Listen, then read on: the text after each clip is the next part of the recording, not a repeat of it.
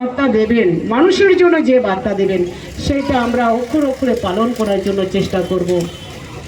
তার কারণ আমার বলতে ইচ্ছা করছে, আরামবাগ লোকসভা, আবারও সেই প্রথমে বলি, আরামবাগ লোকসভাবাসী যেভাবে জয় দিয়েছে, যেভাবে আশীর্বাদ করেছে, তার কারণ সেই আমরা প্রথম এর আগের নির্বাচনও দেখেছিলাম, রাম রাম রাম বাম বাম আর রাম, রামের অস্তিত্ব বামে, বামের অস্তিত্ব রামে, সেটা এই লোকসভা তো আমরা দেখলাম।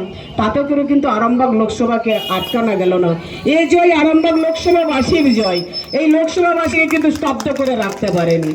মানুষের যে নৈতিক জয়, সেই নৈতিক জয়টাকে কেড়ে নিতে পারেনি। এইটাই আমাদের সব থেকে বড় পাওনা। এই পাওনাকে আমরা হাতিয়ার করে, আমরা পাথেয় করে আগামী দিনে মানুষের অনেক কাজ করবো, এইটুকু বলে যেতে পারি। আপনারা যেভাবে আমাকে আশীর্বাদ দিয়ে পাঠিয়েছেন সংসদ ভবনে, ঠিক সেইভাবে আমাকে ভালোবাসুন আর আশীর্বাদ করুন।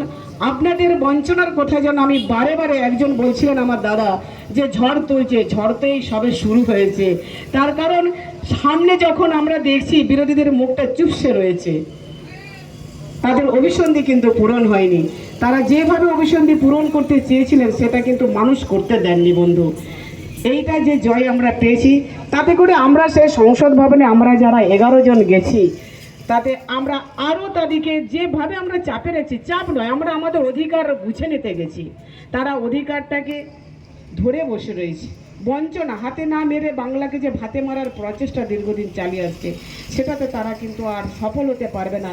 এটা কিন্তু আমরা সংসদ ভবনে গিয়ে দেখেছি। এইটা আর একটা কদম জয় হলো আরামবাগ লোকসভাবাসীর কাছে। এভাবে আপনারা সাথে থাকুন, পাশে থাকুন, যাতে লোকসভা থেকে আমি কিছু এনে আপনাদের কাছে পৌঁছে দিতে পারি, এই কামনায় সকলকে আমরা যথাযথ স্থানে আবারও শ্রদ্ধা স্নেহ ভালোবাসা প্রণাম সালাম নমস্কার জানিয়ে আমি আমার ক্ষুদ্র বক্তব্য শেষ করলাম। জয় হিন্দ, বন্দে মাতরম। মাননীয় মুখ্যমন্ত্রী মমতা বন্দ্যোপাধ্যায় জিন্দাবাদ, সর্বভারতীয় সাধারণ সম্পাদক অভিষেক বন্দ্যোপাধ্যায় জিন্দাবাদ। নমস্কার, ভালো থাকুন, সুস্থ থাকুন। ধন্যবাদ আমাদের নবনির্বাচিত সাংসদ।